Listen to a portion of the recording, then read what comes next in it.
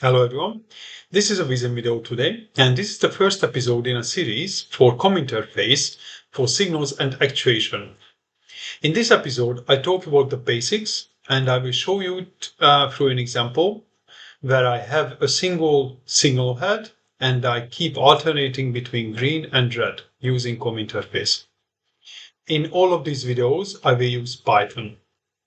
Before I move on to the example, let me just say a quick thank you for everyone who liked, commented, or subscribed to my channel, and also if you support me on Patreon or on YouTube as a member, thank you very much. I really appreciate it. So in this example, I have this a single link and I have a signal head.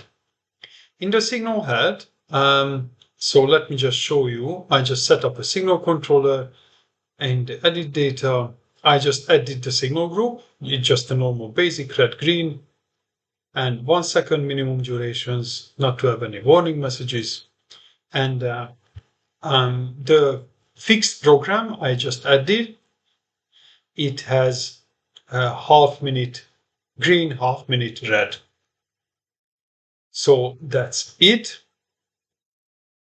And if I select the signal head, you can see there is a 6 state and a T6 state and another 6 state. This is the signalization state and the signalization state time, so the runtime for that state. As you can see, there are two different ones. So one belongs to the signal head, and it is here. And also, if I open signal group, then there is a signal state and the signal state runtime. If it's controlled by COM, that view doesn't get refreshed correctly, so just be aware of that. Then on the right side, I have the Python code. And there is a definition for this function called signal1. And just be aware that I'm not a coder, an experienced one, so I might use a wrong term sometimes, so sorry about that. So event-based scripts from actions. Here you can just use the add button to add a new line. You select your script file, you select the simulation run option, you put the function name signal1, the same as I have there. From time to time 0 to max. Period is 1. So every second it runs once. Run type, it can be either at time step start or end. For this example, it doesn't matter too much. And on the right side, we have two if statements. One is embedded in the other one. So the first one, I just check for the signalization state if it has been in the same state for at least 5 seconds. If it is there, if it has been there for at least 5 seconds, then there is another if where I check if the signal is green. If it is green, then I switch it to red. If it is not green, so if the if statement, the second one, is not true, then else it will change it to green. Let's go into the details then. In Python, Python is case sensitive, so it matters if you use a capital letter or not. It also matters if you indent correctly. So indentation is very important. As you can see, this if is indented by 1 tabulated term, and this is 2. It can be also space, but this is a Python syntax. It has nothing to do with Vissim. You can access attribute values. This T6 state is an attribute value. And in Python, if you open the Vissim documentation for COM, it describes that you can read a value using @value and you can set a value using set@value. So we are going to use the @value. If we go to the COM help, COM help, here, if we go to contacts, go to objects, and within objects you find signal controller, because you can't just use signal group, you need to reference first the signal controller, because signal group number 1 can be within signal controller number 1, number 2, number 3. If you have multiple signal controllers, you can have signal group number 1 in any of those. So you need to first identify the signal controller. If we go to signal controller, you can see that it has SGs. But also, if you want to understand that net, you first need to find the signal controller container referenced by. So the container lists all the objects of signal controller basically, and that is within a net. That's why I say vissim.net.signalcontrollers, controller, the container, item by key number 1, so signal controller number 1. This accesses signal controller number 1. Within that, you will go to signal groups. So if I go back to the signal controllers, here you can see SGs, returns a container of signal group child objects belonging to this signal controller. So I say SGs, then within that, again, I say item by key. This item by key can be found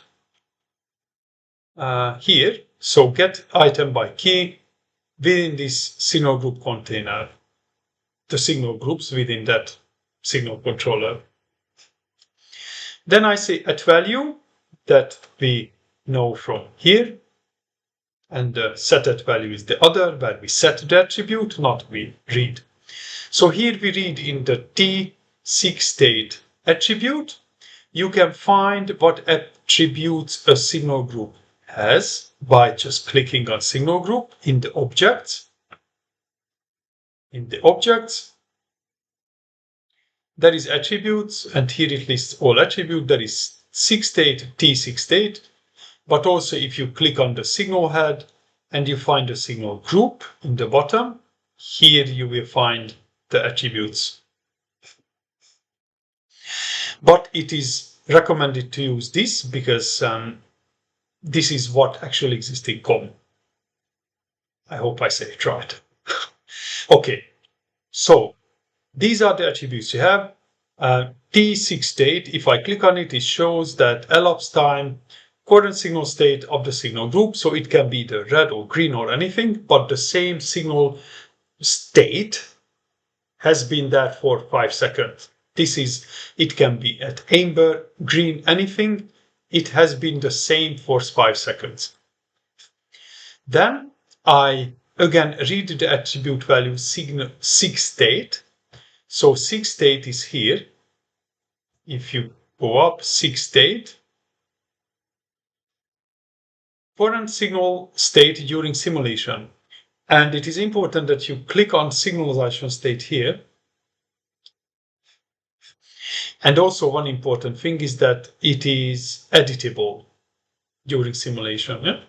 So signalization state, you see numbers here, values, and you see signal state and the actual name of that. So these are the names that you need to use in Python.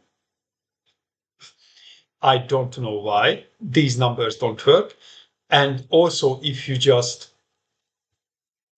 say like this, it's not going to work either. So you need to use that like green. So all caps. And also for red or for green. Then in the next one, so if this is true, and let me step back again, sorry. In Python, you need to use double equation sign when you check a value, when you compare something in a condition, it's double. If you use 1, that means it's an assignment. So you assign that value, this value, into this attribute. But as we learned from here, in Python, you need to use set at value. Yeah? So use set at value in the next one. So if the signal state is green, then this line is true. So not that line is true, this line is executed. And we say set at value signal state, and we go to red. So you assign this value into this variable, set at value. And again, if it's not green, in this if, then else, and this we run. And in this, what happens? We just say set at value SIG state at value and green. So SIG state attribute, sorry, and green. So this is my attribute name. And this is the value it will go. So it will go to green. I know it was a lot. In the next one, we will go further in the next video. So make sure you stay tuned. And if you have any questions or any ideas for any future videos, just let me know in the comment section below. Thanks for watching and see you in the next one.